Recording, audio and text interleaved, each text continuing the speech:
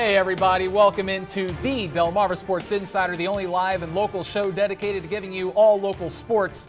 I'm Brandon Bossert. You know you love it, right? And welcome back, folks. I'm Drew Williams. Welcome in on another episode of DSI. That's right, we got a familiar face here in the studio tonight. Drew Williams, welcome back, Drew. It's been 6.5 months. Yeah, who's How's counting, it been? Right? It's been interesting. I guess we'll see if we can do this, right? It's like riding a bike, right? We'll figure it out. I'd say so. Sports Director Trayvon Miles is on vacation. We've got you covered for the next half hour with wall-to-wall local sports coverage.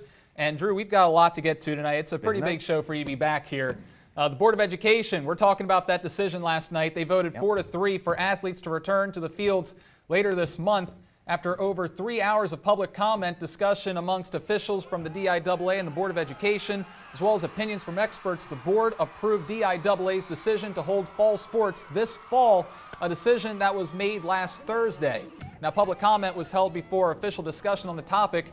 9 people coming forward to voice their opinions, 7 for reinstatement of fall sports, 1 opposed, and 1 advocating for band students. And adding on to that, those in favor presented their case saying, look, these athletes were depressed, they needed interaction with classmates and teammates. Others said they knew there would be some challenges ahead, but those challenges could certainly be met head on. The lone person with opposition to resuming fall sports asked officials to remember the health ramifications from COVID-19, that there are long-lasting implications from the virus that we still just don't understand. Officials continued their discussion until voting 4-3 in favor, and athletes will now report to practice for fall sports on September 28th.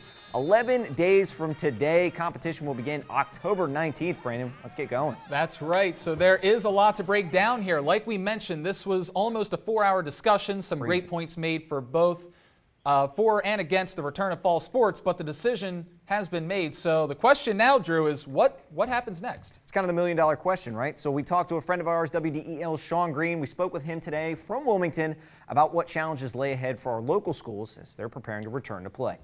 Well, I think it's part 2 of kind of, it feels like this is a mini series in a kind of way that we had the sports people, the DIAA, make their decision. They're the advocates for high school sports, not overly thinking about other things.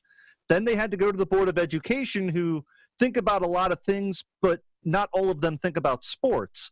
So it really became a whole different type of argument for the DIAA officials to have to handle. And yeah, it really did feel like a courtroom for about 3.5 hours until they finally got through what was a nerve-wracking for many 4-3 vote. Let's talk about those anonymous schools. There was a survey that came out.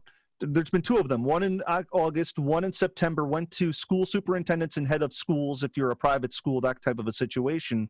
And 5 to 7 of those schools came back and said, if you move it to October, we will not play. But it was an anonymous survey. Now the chips are going to be on the table. Right, now you have to put your name on that. You make the decision, you're going to know about it now. So do you still feel that way? If you're at school A and your neighboring schools all around you are all playing, does that kind of force your hand? So there's a lot of things that go into it, and we're already starting to see some schools put out schedules. The Henlopen North and the Henlopen South have put out their football schedules, which are 6 conference games and 1 non-conference game, and we're seeing those non-conference games already get filled. So a lot of the athletic director wheels are in motion, but yeah, they're going to need to get their PPE, which is going to cost thousands of dollars. Right. They're going to need to get extra buses. If you have more than 23 athletes, you need to travel somewhere. That's going to cost extra money. And of course, on the education side, why is this money going to sports and not to academic programs?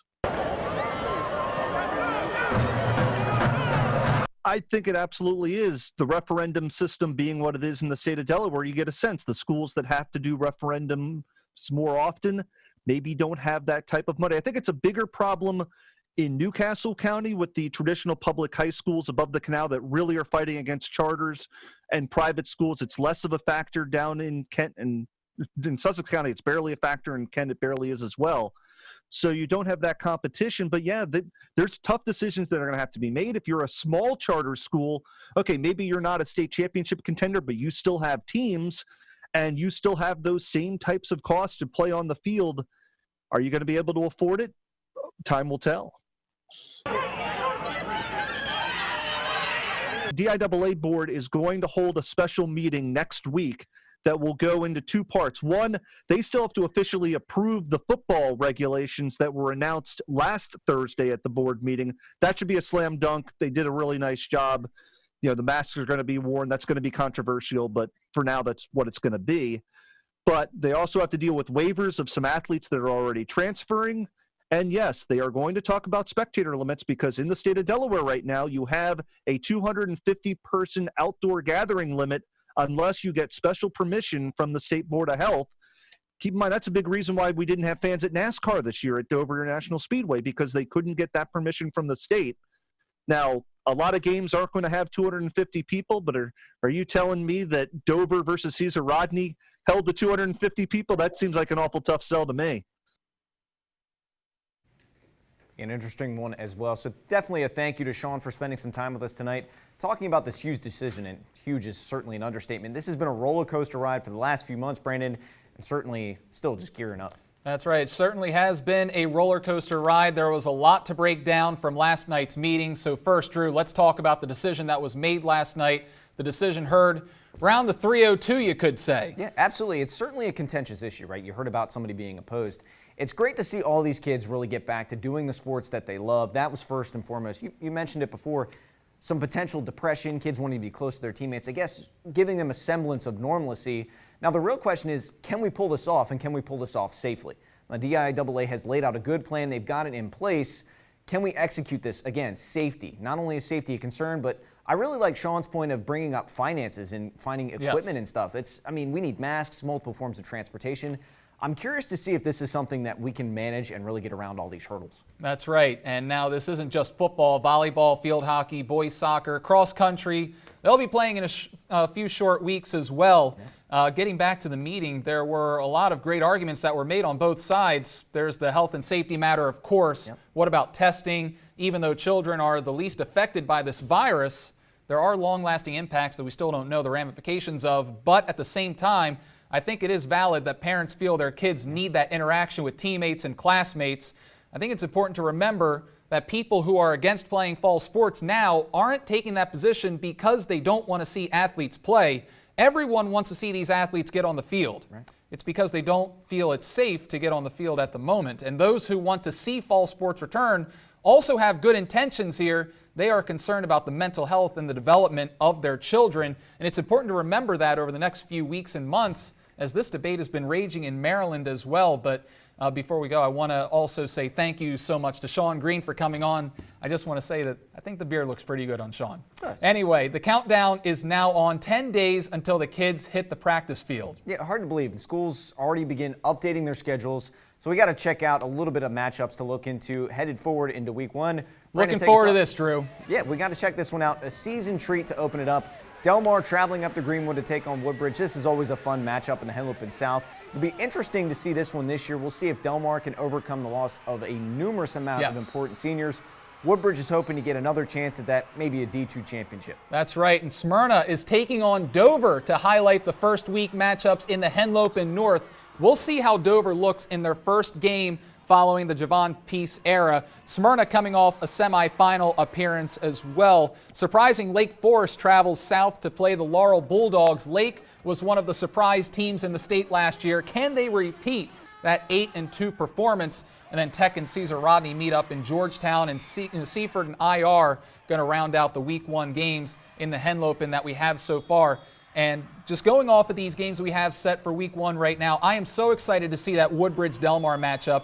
I think we all are. That game had to be decided in overtime last season. That was a fantastic game, an instant classic. And of course, it's an amazing rivalry down here. Yeah, you talk about that one always being a fun rivalry, but I'll give you one of my own. Smyrna and Dover is always a fun one as well. Smyrna is going to be a team that has some serious firepower. They always do that. Offense is always coming ready to play.